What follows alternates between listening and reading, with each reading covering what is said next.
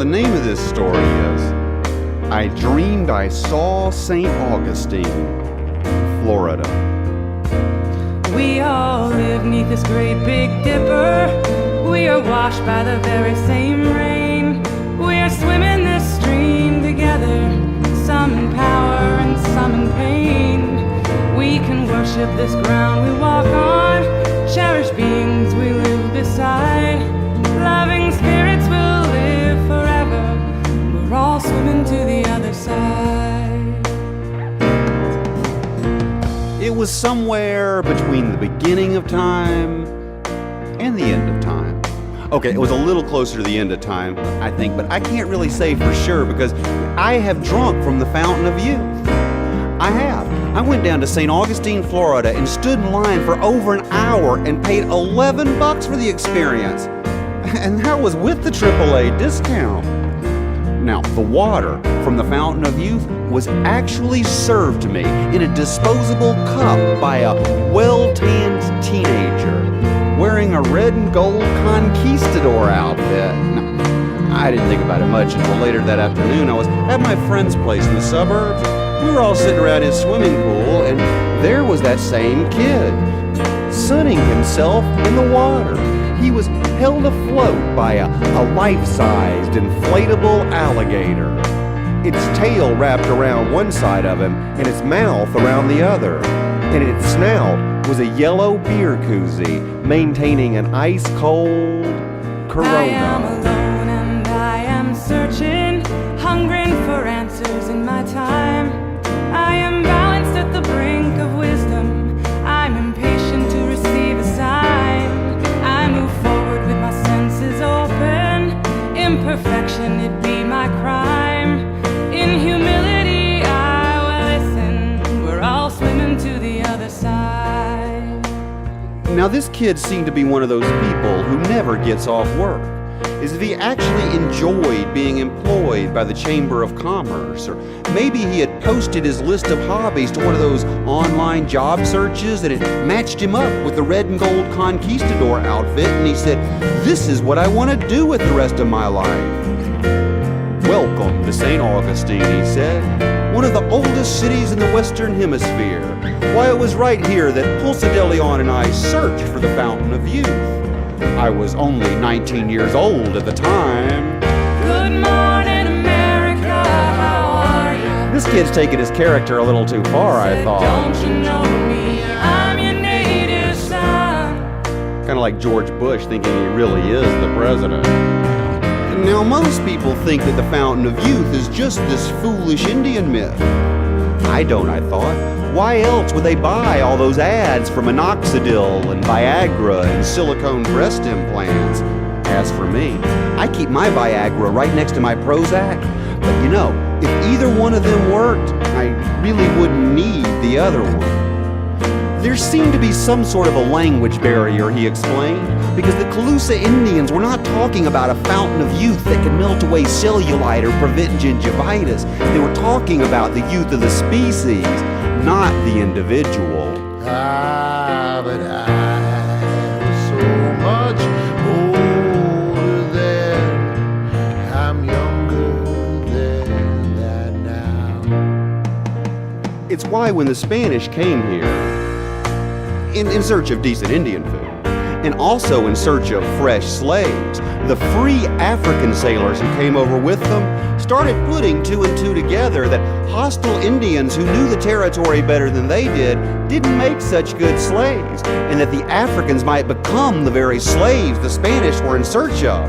So they built a fort for their own protection, adjacent to the famous Spanish fort. Yes, the first blacks in America were not slaves, and the first American slaves were not black.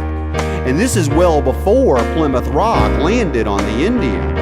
Mention that the next time you meet some Boston blue blood boasting of how long ago his ancestors on the Mayflower arrived here.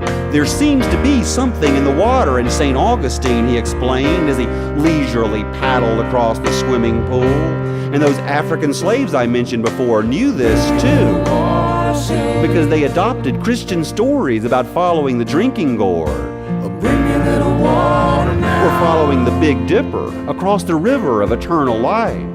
Bring me little water, Sylvie. or at least crossing from slave territories into free ones. Every little once in a while. It's kind of ironic that the mythology of their captors helped these slaves escape the mythology of their captors. Once in a while. Now the Seminole took these former slaves in, gave them room and board, gave them jobs in their casino. The Indian cultures and the African cultures mixed. Together they invented menthol cigarettes. But let me tell you, when Colonel Sanders, who was settling just north of here, heard about free black people living in their own community, tried to put a stop to it and hired a guy by the name of Andrew Jackson. And let me tell you, when Colonel Sanders' faithful family retainers teamed up with a Florida State Seminole, Andrew Jackson was forced to surrender while slinking back to Washington, D.C. to declare victory and later become president. You know, it's not the only time that defeat in Florida has led to becoming president, but that's a different story. As for the Seminole, they remain unconquered to this day. Think about that the next time you go down to Hollywood, Florida, and feed one of those new green pictures of Andrew Jackson into a slot machine. Perhaps the casinos are the Indians' way of paying white people back for bringing them the 40-ouncer. I wondered why he hadn't mentioned that back at the tourist trap. On this journey full of thoughts and feelings, finding intuition, my head, my heart. I am gathering the tools together. I'm preparing to do my part. All of those who have gone before me, band together and be my guide. Loving lessons I will follow, but all swimming to the other side. Now, I'm not going to get into all the details about the first slaves to be freed by the Emancipation Proclamation, or the first big race riot that eventually led to the end of segregation, all happening in St. Augustine, Florida. I'll just say that it happened, and that in the end, a man named after Martin Luther had a dream that eventually became true.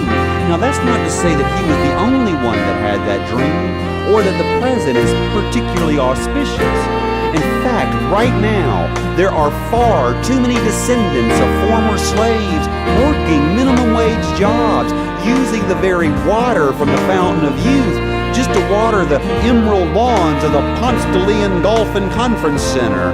But it's a glass half empty, half full question, to which I say, get a smaller glass. And when we get there, we'll discover There are millions of problems in this world.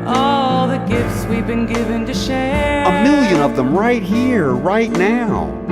Have been with us since life's beginning. But that means there are a million answers.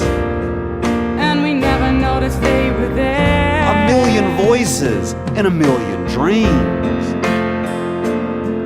We can balance at the brink of wisdom. And every dream does come true. Never recognizing we've arrived. All in the way you interpret it. Loving spirits will live forever. We're all swimming to the other side. Ponce de Leon, too, had a dream. He just didn't interpret his dream the right way. And his quest in the wrong pursuit wound up getting him killed about 100 miles south of St. Augustine. And 100 miles south of St. Augustine, in a place we know as Cape Canaveral, the roosters say it best. They begin crowing as roosters do. But the thing is, the dawn is not yet upon us. Yet the whole horizon blooms at once.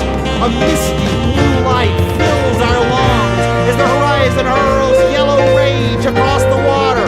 Thousands of miles an hour, the blue-gray ribbon suddenly streaks towards the open arms of heaven. Canada geese honk across the water befuddled, and then a long trail of God's own cigar smoke is all that remains. Our pictures of the universe had become blurry. The Hubble telescope was again in need of repair. The space shuttle was making a house call that morning. 3 astronauts were deployed with a bottle of Windex to go clean its mirrors. The infinite is smaller somehow. Yes, I said, get a smaller glass.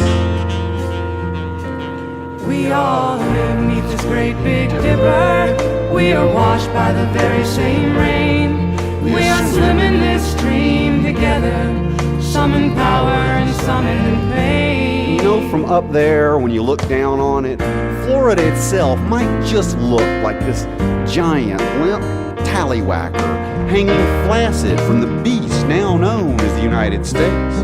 But if you really think about it, from that drooping Johnson, mankind ejaculates into the cosmos, shooting the seas of the fountain of youth to swim the heavens in search of eternal creation. We can worship this ground we walk on. Well, we have walked on the Cherish the moon. beings we live beside. Satellites do probe the Loving galaxy. spirits will live forever. There is a fountain of youth We're all swimming to the other side. that has nothing to do with minoxidil, Viagra, or silicone breast implants. And as I thought about that, the fountain of youth, not the silicone breast implants, I found myself drifting back into consciousness in a swimming pool Loving in spirits St. will Augustine, live Florida, forever. held afloat by a life-sized We're all swimming inflatable to the other alligator. side. My corona no longer ice We're all cold. swimming to the other Wondering, side. how do I interpret this dream?